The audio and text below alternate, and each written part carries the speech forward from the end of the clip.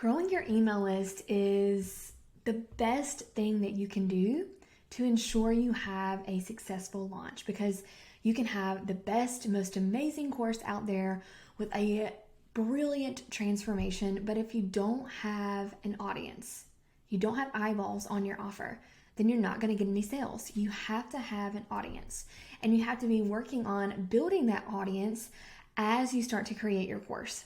If you missed back in episode 8 where I talked about why email lists are so important, head back to that episode and listen, because it really explains why email marketing is the number one secret to online course success. So in this episode, I'm going to tell you, okay, you have your email list started.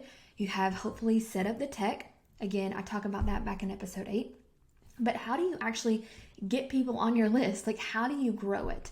So in this episode, I will be telling you 3 strategies that you can use that don't involve ads and don't involve posting on your own social media every day, but allow you to build your email list with the right people.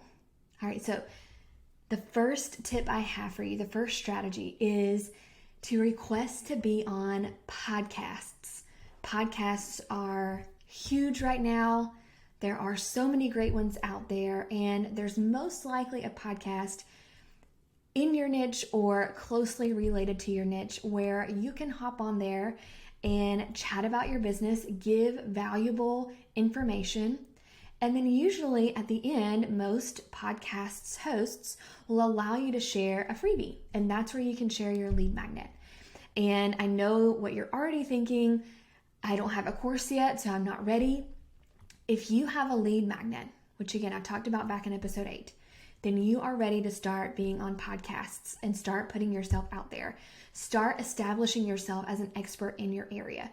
Now, you don't have to start your own podcast. You totally can, but I am, 5 years in, and I just started a podcast. So you definitely don't have to start your own, but allow yourself to be on and used by other people's platforms, because it's a mutually beneficial relationship.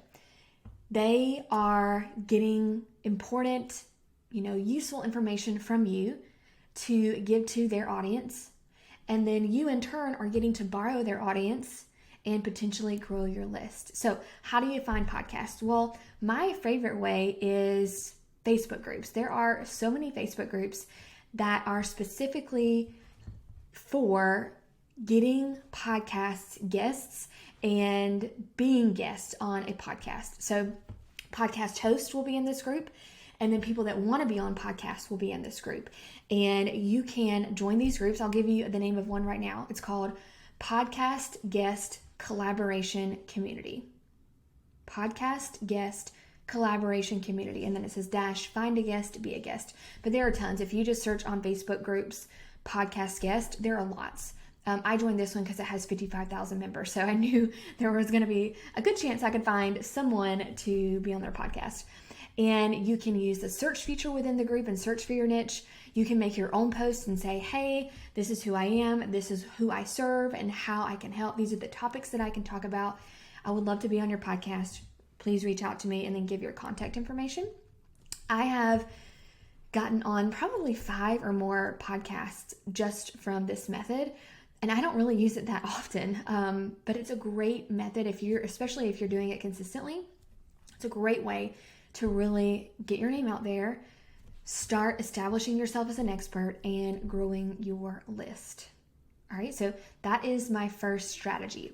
Be a guest on podcasts. All right, strategy number 2 is to join Facebook groups that are specific either to your niche or your audience. So what I mean is, let's say that your niche is baking. You could join baking Facebook groups. Let's say that your niche is teaching moms how to bake. You could also join moms Facebook groups. So it could be niche related, audience related. Join a bunch and make a list of them. I organize my entire life with Airtable. If you've never heard of Airtable, check it out. It's like a robust, prettier Google Sheets, basically. It is free, and I don't know, it just makes my life so much easier and happier. Maybe I'll do an episode on Airtable, but start tracking the groups that you're in Airtable, and start tracking have you posted in that group or not? So what you're going to do is you're going to find as many groups as possible to join. You're going to read the rules of the group, because a lot of groups, especially nowadays, have no self-promotion. And if that's the case, you want to follow their rules and you want to be respectful of that person's group, especially if you can tell it's a group that was started by someone who has a business and that Facebook group is part of their business strategy. So it's their group and they are allowing people in and then they're going to market to people in that group. Then you don't want to come in and like step on their toes and say, hey, well, here's my course, even though this is someone else's group. So be careful of that. But some groups are just general. Like I'm in a lot of local moms groups. They weren't started by business. They were just started by moms. And you could potentially, first of all, do market research in those groups, but also potentially get some leads. So what you're going to do is once you read the group rules, then you can use the search feature in the group. So every Facebook group, I like to do this on a desktop, but they have a little search bar within the group. And you can search for phrases within that group. So you can search for the phrase, I need help with, or please help, or what is the, and see what people are asking. This is actually a really great way to figure out what your lead magnet could be if you don't have a lead magnet. If you already have a lead magnet, you can search for questions specifically related to your lead magnet. So let's say that you have a sourdough baking guide. Then you could search for, I need help with sourdough, or just sourdough, and see what questions people are asking. So if this is a group that doesn't allow self-promotion, then what you could do is you could find where people are asking about something related to your lead magnet. So, how do I feed my sourdough starter? Then you, as an expert in this area, could type a response to them that's really detailed and really helpful. And then maybe that gets the conversation started. You start establishing yourself as an expert, a sourdough expert in that group. You can even say, I have actually just started a business where I'm helping people bake sourdough bread. If you want to check me out on Instagram, here's my handle. And to me, that wouldn't really be self-promo. You're not dropping a link. You're just sharing how they can learn more from you. Now, I know that's a little bit of a gray area, so if you wanted to reach out to the admin and ask if that's okay, or if you just wanted to try it, listen, when you're doing this strategy with Facebook groups, there is a potential that you'll get kicked out of the group because some people might not have clear rules. So maybe they don't have any rules, but you get kicked out and you're like, I didn't violate a rule. It's okay. It's their group. They can do what they want to. I don't want you to sweat that. But I also want you to try to the best of your ability to follow the rules. You don't want to just step on people's toes. So you could start giving valuable answers to questions. Now, if this group does allow self-promo or there's no rule about it, then you can make your own post within the group. And you can just say something like, hey, my name is whatever your name is. You can tell them what your niche is. And you can tell them you're just getting started. You don't really have anything to sell yet, but you're just trying to get your feet wet. So here's an example of what you could post. So, hey mamas, I'm Maria. I just started a new venture helping parents of preschoolers with engaging activities at home. So she could post this in like a mom's Facebook group. As a mom of two, I know how hard it can be to do all the things while also trying to engage and educate your young child. My mission is to make your life easier. So I created 7 days of activities that I'd love to give away for free. No strings attached. I have nothing to sell yet. Of course, if you do have something to sell, don't say that. You want to maintain integrity. Don't lie, please. And then you can say, you can grab it here. These activities have been a game changer for my own kids, and I hope it can help you too. So she would be advertising her lead magnet. This is a freebie. There really are no strings attached. She's just trying to grow her list. And a lot of times people will say, oh yeah, you're new. I want to support you. Let me download this freebie. So I have seen great success with this strategy, with the Facebook group strategy with my members. I'm talking like 500 leads in a week. It's bananas. It's just, you got to find the right group. You got to try a bunch of different groups, and you can't get discouraged if you get kicked out because you are trying to follow the rules. And if someone doesn't clearly post the rules of the group, that's not on you. You're doing the best you can. It is what it is. Move on. So that is strategy number 2. Get inside some Facebook groups and answer questions, establish yourself as an expert, and then make your own post. All right. And then my last strategy for growing your email list is something called a lead magnet bundle. So what this is, you find people in related niches. You most likely don't want to find people in your exact niche because then you're going to be competition, but related niches. So back to the baking example. Let's say you're teaching moms how to bake. Maybe you join up with people who are teaching moms how to do other kind of skills like homesteading or gluten-free cooking, or even teaching your preschooler at home. They all have the same audience. So while they're not competing with each other, the same person would want to download multiple lead magnets.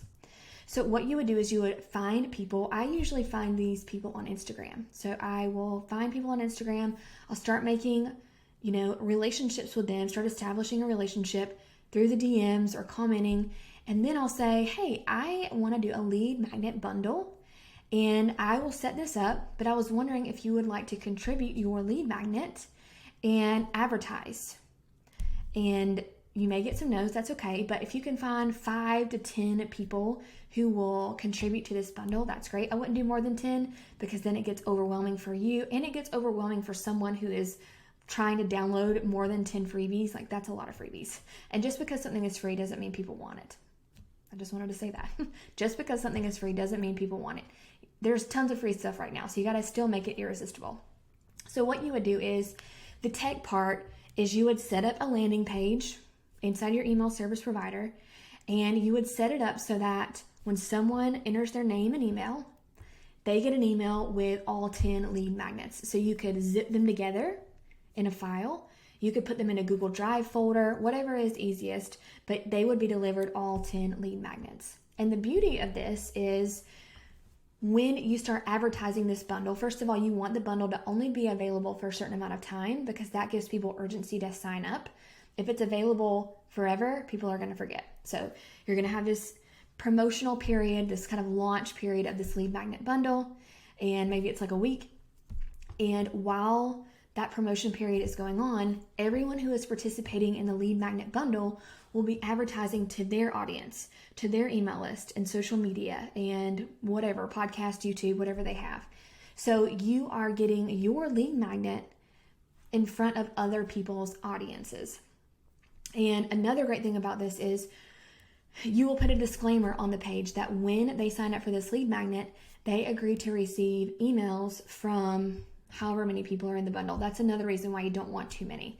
I actually like even smaller ones, like around 5 to 7, so that they are consenting to receive emails from all of you. And you can tag them in your email service provider.